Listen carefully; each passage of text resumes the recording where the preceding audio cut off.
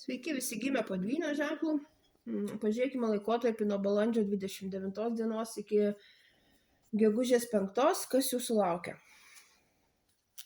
Savaitės perspektyvos, ko vengti ir patarimas jums. Šią savaitę dvyniams bus proga pasireikšti ypač iš kūrybinės pusės.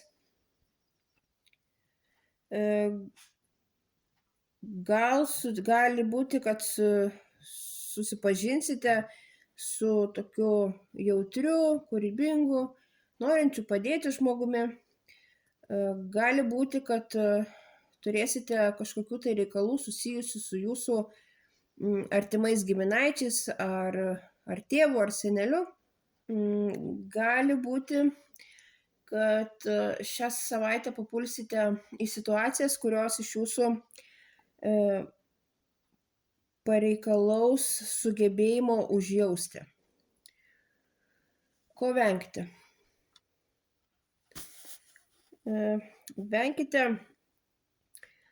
tapti pernelyg dideliu visažiniu, tokiu šventuoliu. Stenkitės nesilaikyti kažkokių tai svetimų taisyklių ar dogmų. Ir patarimas jums: labai viską gerai apgalvokite. Jeigu reikia, parodykite savo charakterį. Jeigu turėsit reikalų su dokumentais, jie turi būti sutvarkyti idealiai, susižiūrėkite juos. Gali būti, kad turėsit reikalų su kažkokiais tai teisėsaugos atstovais. Tiesiog nesiblaškykite, visus savo reikalus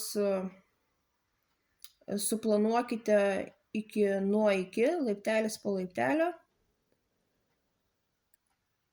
ir neleiskite niekam jūsų išmušti iš vėžių.